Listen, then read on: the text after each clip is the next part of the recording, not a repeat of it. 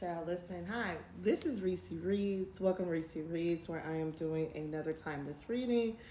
I have already prayed and asked that this reading will meet whoever it is supposed to meet at the right time, at divine timing.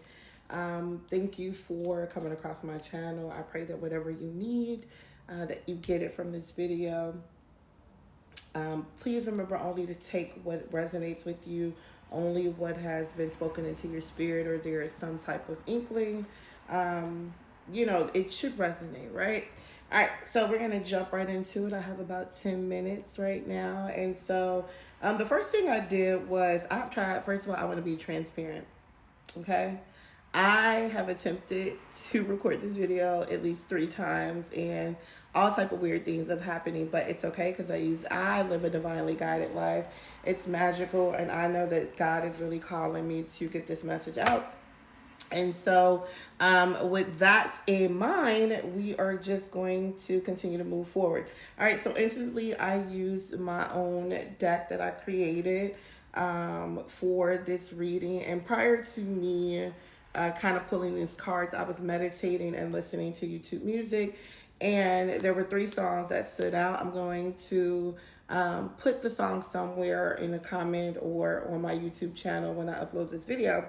Nevertheless, the first song was Who Can I Run To by Escape. I love that song, okay? I'm an 80s girl that grew up in the 90s. If you know, you know that could be significant. Maybe I'm speaking to 80s and 90s babies. I have the numbers 24 out here. 29 and of course 40. You can be between the ages of 24 and 40. Take what resonates for you. Ultimately, so who can I run to? I instantly thought about like someone needing to maybe running from a situation, needing to rise out of a situation that you maybe thought was going to break you. On the back of this card, it says everything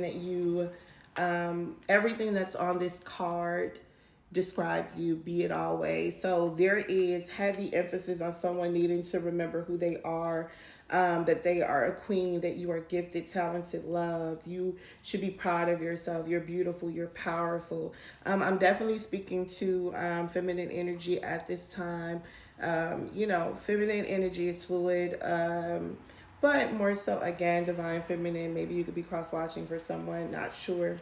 But next message that I received was celebrate you. You've come through so much.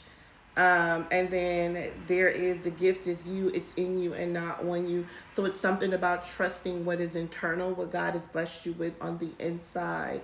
And then from there, learning to be authentic in a world filled with fakeness. That's your superpower. So really, this spread is about highlighting love. Usually on Fridays, I love to do love readings because, love readings. I'm a Venus girl, Taurus sun. And so here is your reminder. There is strength and softness. So this is the foundation of the messaging for today. It's whoever energy that I am tapping into spiritually. This is someone who has experienced some form of grief or betrayal that has led them to a awakening. With the age 44 means stability as well, right? So there's something about the number 4. There's 44 at the bottom as well. Something is being like unknown at this time. So I'm seeing 444. So you are divinely protected and divinely guided. And sometimes God needs us to remember that the things that He is keeping us from, or not keeping us from, but sometimes the experiences we have, got to teach us lessons, right? And some of the things that you've had to rise out of is like this grief, and I'm getting self-sabotage, right? The unknown, feeling uncertain about certain things. Heavily on like if you have just recently experienced some type of breakup, or you just left like maybe a job or friend group, but it's something about severing ties and you kind of rising after that, rising from that, okay? And so Again, it's led to this awakening that you needed. Okay, you needed this awakening. This is a spiritual awakening. Yumia usually represents blue. So speaking up, something you didn't necessarily speak up about, heavy blue. So something about your speaking up, you're speaking on your truth, your experience. Maybe whatever the situation is, you've allowed this person to kind of control the narrative. And God is wanting you to take back your power by controlling this, not controlling the narrative, but being honest about what you feel or what needs to be healed. Whatever this is, it calls you to lack in your self-worth. It calls you to mask, drop the mask. So accepting heavy on dropping the mask at this time. Maybe you're not okay from this situation. Maybe you've been pretending that you're okay.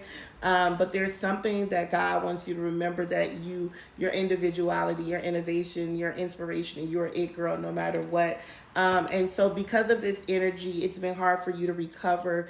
This is in the reverse. So you haven't been able to kind of focus on the good and what this situation has brought to you. And one of the good things that this situation has brought is a sense of awareness, right? Awareness is a gift when we don't necessarily know what is it that I'm dealing with at this time, or how do I navigate the complexities of healing from this grief, right? How do I combat this self-sabotage? And it is through self-acceptance and love. And when I was listening to or hearing this escape song, she's like, who can I run to when I need love, right? Sweet love. And ultimately, she's talking about like love in a romantic sense, but what ultimately God was saying is that before you can look to, if you're looking for somebody to, run to the divine, run to the divine, run to God, or your higher power, whatever you want to call him. For me, I call him God, or not even him, but I refer to my higher power as God. There's also something about a radical rebirth. The situation is God wants to use to cause a radical rebirth in the way that you've been maneuvering certain situations and experiences at this particular time, okay? And so, again, there's something about being authentic in a world full of fake. Whatever you was involved in, I'm like, it wasn't real. It was an illusion. And maybe there's a part of you, my nose is running, so maybe someone's been crying too. Somebody's crying. Somebody's really crying, really sad.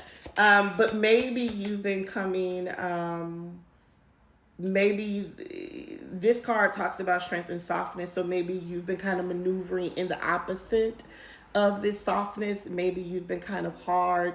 Maybe you haven't wanted to drop the mask and say, yo, this really hurts me. I'm also speaking to someone that's probably hard on themselves. I can hear somebody saying that I should have known better, like, I should do better, like heavy on like the martyr card came out interesting, sacrifice and self-reflection. So God has you in this sense of like sacrificing, maybe, sacrificing this relationship, or sacrificing this sense of ending for this reflection, this self-reflection that God is calling you to at this particular moment. And so and there's a harvest in that, right? Maybe the harvest is in reverse, but sometimes the harvest is the awareness of the situation and where you need to grow and glow in. If this reason, or not reason, Jesus, maybe somebody needs a reason.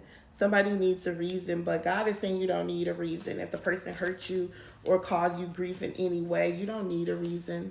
You just got to know. Because sometimes I feel like looking for closure kind of sets us back a little bit. But if this reading resonated with you, be sure to go over to Reci Reads on my YouTube channel. I do my best to put the link somewhere in the description box. If this resonated with you, you want to find out how this ends, kind of what's on the pathway for you, make sure that you subscribe to my YouTube channel. That is Reci Reads. Bye. Sending you so much love. Tap in for part 2.